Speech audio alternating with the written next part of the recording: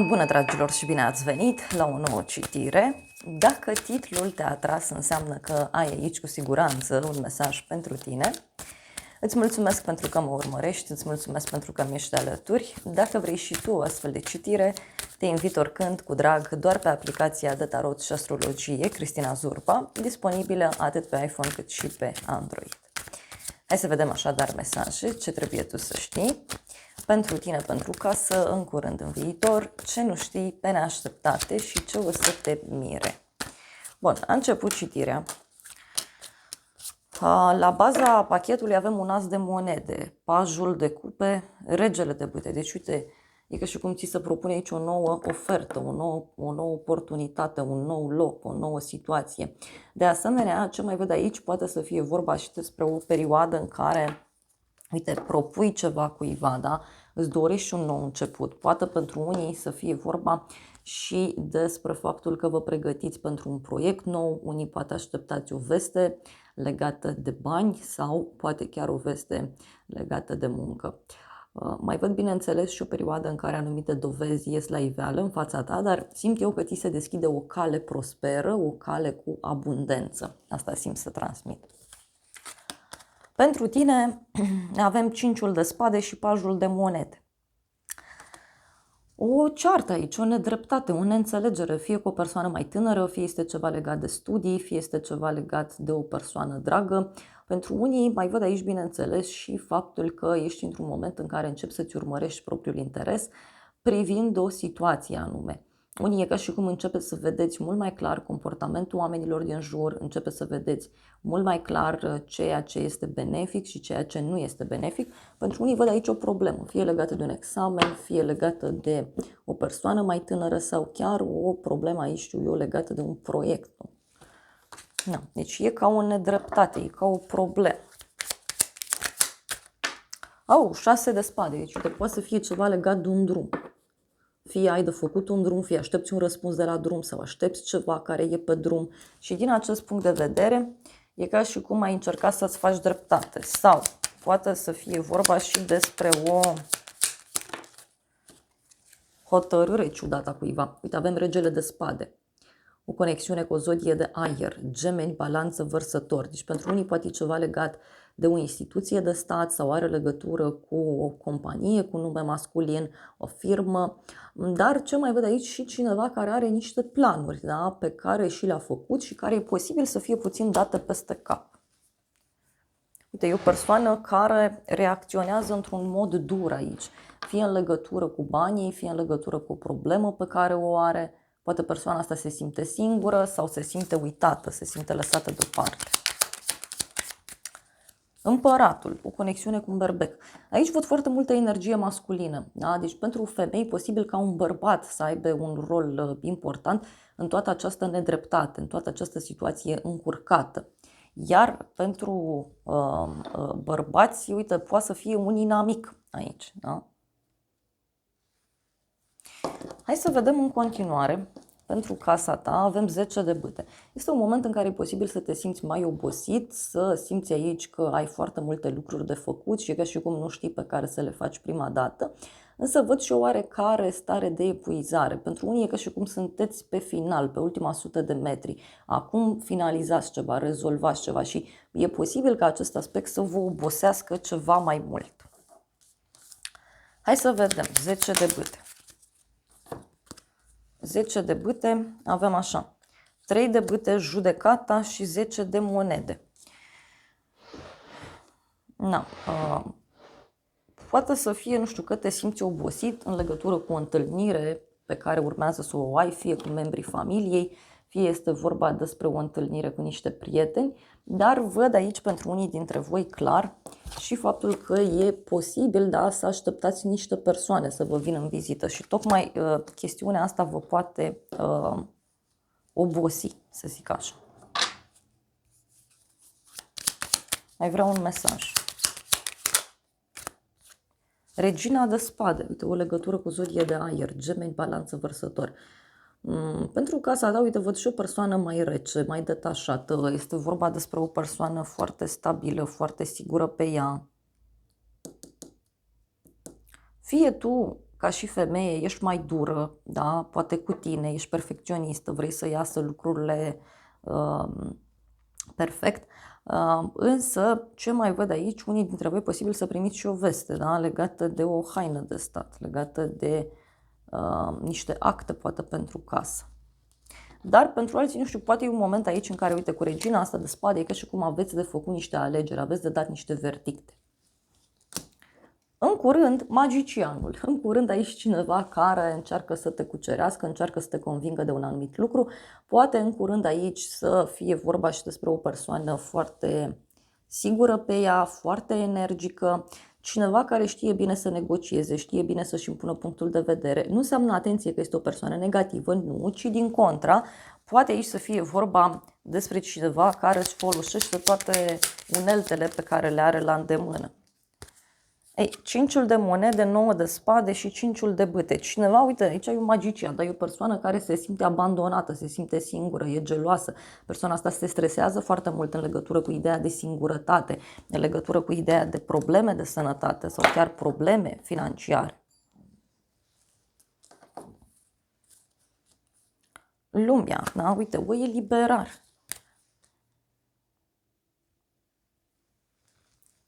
Cineva care minte, cineva care nu e sincer. Apoi avem faetonul, o legătură cu zodia rac. Poate să fie vorba despre o persoană care e gata de război, da? Cineva care e gata să lupte pentru dragostea ta, pentru un loc de muncă, pentru ceva anume. Un personaj mai războinic așa din fire. Și avem 8-ul de cupe, luna, mă rog, lumea. Și aici e cineva, uite, aici e vorba despre un personaj care dă la spate o nedreptate, care dă la spate o problemă emoțională și, de asemenea, se pregătește aici pentru o altă etapă. Ce o să apară în viitor? Avem Marele Preot, o legătură cu zodia Taur, o veste bună pe care o primești legată de un examen sau o veste bună legată de un profesor, un mentor. Poate pentru unii să fie vorba și despre o veste bună care apare privind un contract, un parteneriat, dar văd aici clar și o discuție importantă în legătură cu ideea de căsnicie sau în legătură cu ideea de relație stabilă.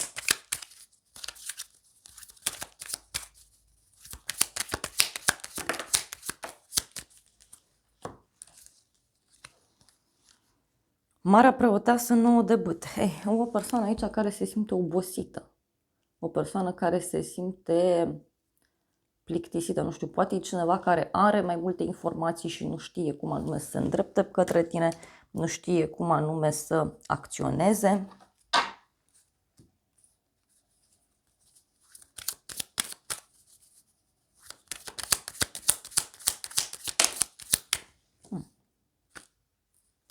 Trei de cupe, o bucurie mică.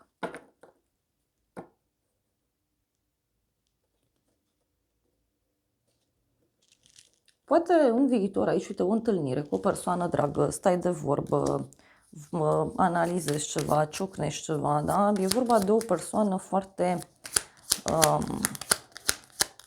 bine dispusă, dar repet, e cineva căruia este teamă, pentru că aici e ca și cum știe mai multe informații. Regina de bâte moartă, o conexiune cu un scorpion. În viitor, ce văd aici este o transformare. Poate să fie și faptul că pui punct la o rivalitate sau poate informațiile astea care apar țin de o femeie foarte energică, pozitivă, este o femeie care îi place să se distreze, e o femeie care e sigură pe ea, știe bine ce își dorește, știe bine cum anume să acționeze. Posibil, da, să aibă legătură, nu știu, și cu faptul că cineva vrea aici să clarificați o anumită situație. Ce nu știi tu? 4 de spade. Da. Ce nu știi tu? Aici cineva care vrea o pauză sau cineva care se află într-o perioadă de concediu, cineva care se odihnește, cineva care simte nevoia să se retragă.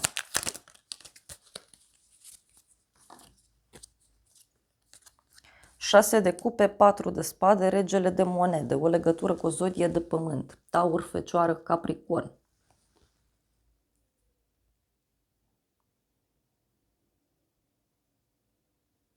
Cineva din trecutul tău care se gândește foarte intens la tine, cineva din trecutul tău care se gândește foarte mult la situația ta. E vorba, uite, de o persoană foarte stabilă, foarte sigură pe ea, este o persoană care e ca și cum își găsește liniște alături de tine și cineva care parcă abia așteaptă să te întâlnească sau abia așteaptă să te cunoască, poate e cineva care abia așteaptă să-ți propună un nou început, că iar a ieșit asul ăsta de monede și e și nebunul, deci poate să fie ceva total ieșit din comun.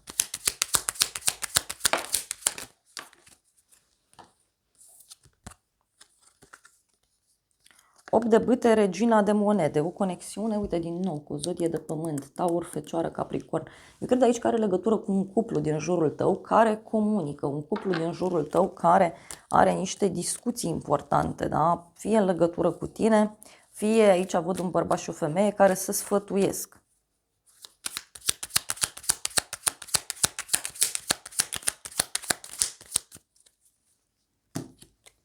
Roata destinului. Ce nu știi tu? Deci cineva care schimbă direcția. Cineva care acționează într-un alt mod. Poate cu roata destinului să fie și faptul că lucrurile aici încep să se miște într-o direcție și tu nu știi, dar, repet, e ceva legat de un cuplu din jurul tău. Sau doi colegi de la muncă, uite, pot fi, sau doi prieteni, două persoane din familie. Și ceva aici se analizează foarte, foarte profund. Acești doi oameni, nu știu, poate pun de o vacanță, de o petrecere, de ceva. Ia să vedem, ce nu știi tu.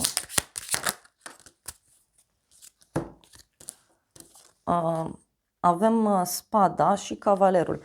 E o decizie aici. E o decizie fie în legătură cu o călătorie, așa cum am spus, fie e o decizie care se ia în legătură cu o situație care trebuie pusă în mișcare.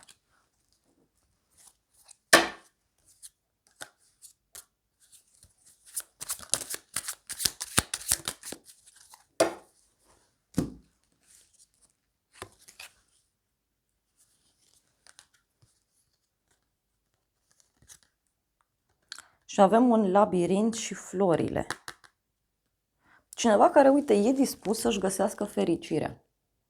Cineva care e dispus să iasă dintr-o încurcătură. Ce mai văd aici e ceva nesigur legat de perioada de primăvară.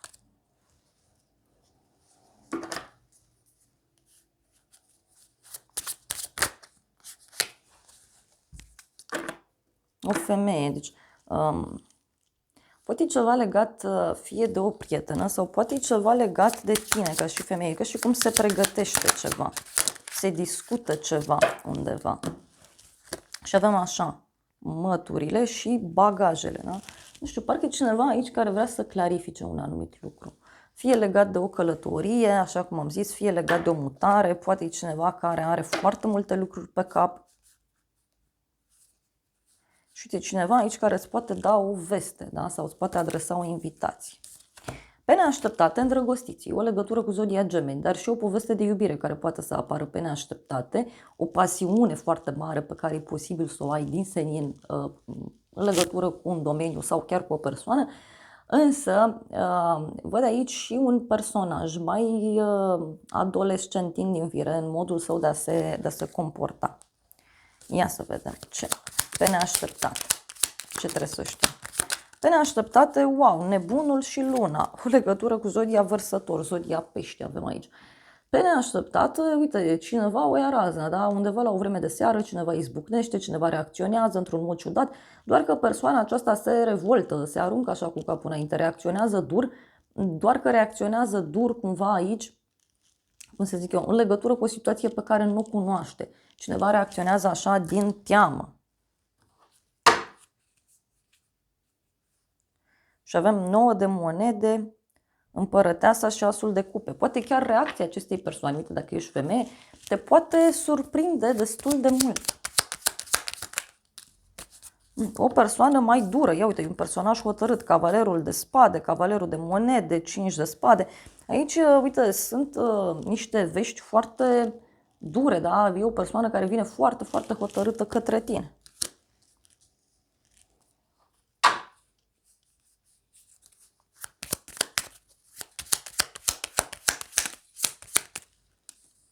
Doiul de spade. Pe neașteptate.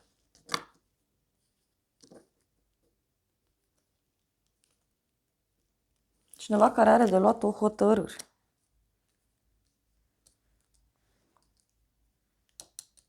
Poate e o persoană care reacționează așa într-un mod ciudat și apoi tace. Na, dar e clar aici că e și despre dragoste.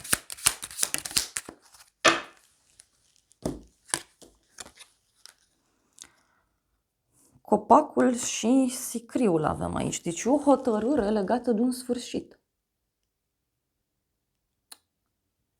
E o hotărâre foarte importantă, aș spune.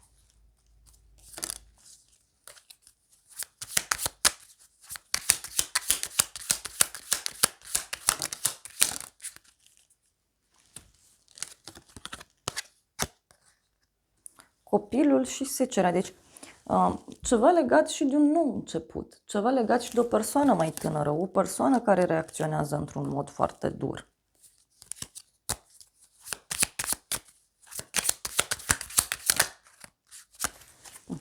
Și avem aici trifoiul cu 4 foi. Deci poate cineva care își încearcă norocul. Cineva care, uite, schimbă direcția la 180 de grade, deodată. Ce o să te mire? Temperanța, o legătură cu un săgetător. Ce o să te mire aici? O împăcare sau vindecarea cuiva, cineva care vrea să dați la pace, cineva care vrea să reluați o legătură. Ce o să te mire?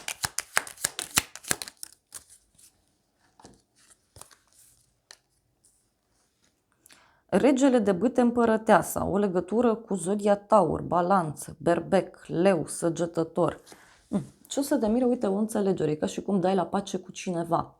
Fie este vorba despre o persoană dragă, fie este vorba despre o persoană de la muncă, dar ce văd eu aici e o împărăteasă, deci e vorba de o femeie foarte stabilă, foarte sigură pe ea, foarte stăpână pe sine și mai avem și un rege de bâte, care poate să fie o persoană mai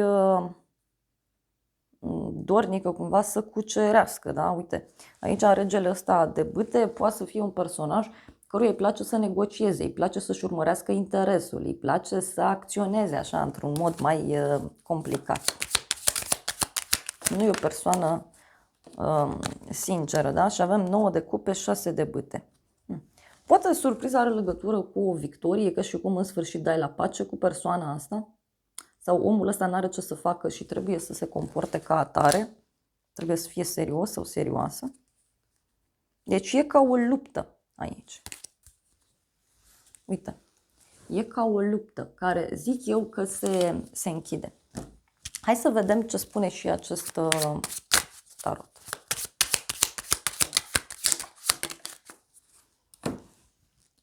Surpriza are legătură cu banii, dragilor. Primiți bani, da? Primiți un cadou, primiți o reducere, ceva. Și melcul, da? Are legătură cu ceva ce se mișcă foarte lent. Ceva ce se mișcă foarte lent și avem și inelul, da? Ceva ce se mișcă foarte lent, doar că e o persoană sigură pe ea. Pentru unii poate să fie și un personaj care chiar își dorește ceva serios și să se apropie de voi. Alții, dacă ați fost puși într-o amânare, fie legată de bani, fie legată de muncă, atunci, din acest punct de vedere, veți avea o surpriză, care are legătură cu ceva ce s-a mișcat foarte lent, da? Cu viteza melcului, ceva ce s-a blocat undeva.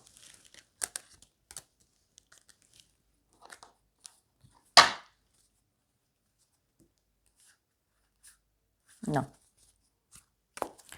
Hai să vedem ce zice acest oracol. Wow, avem niște onoruri foarte mari și o doamnă privilegiată. Deci dacă ești femeie aici, eu văd clar o bucurie foarte mare pentru tine. Este o bucurie foarte mare care ține de un statut înalt, e o bucurie foarte mare care ține de muncă sau poate chiar de viața privată. Da? Însă avem aici o persoană oficială și un hoț. Na. Mai văd o persoană cu uniformă sau o persoană care își urmărește interesul aici. E o persoană mai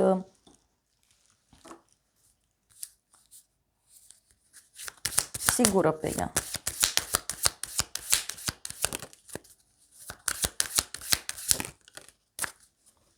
Și avem schimbare și îngrijorare. Deci poate să fie cineva care zice că se îngrijorează în legătură cu schimbările tale sau în legătură cu schimbarea pe care tu vrei să o faci. Și avem așa o îmbogățire bruscă, da? Bani care vin, un noroc foarte mare, uite, care poate să apară. Bani neașteptați de la o persoană falsă. Da. Dragilor, acestea au fost previziunile de această dată. Eu vă mulțumesc pentru prezență, vă îmbrățișez cu drag, sper din suflet să vă fie de folos informațiile și să ne revedem cu bine și data viitoare. Eu vă doresc să aveți parte de o zi sau de o seară cât mai frumoasă.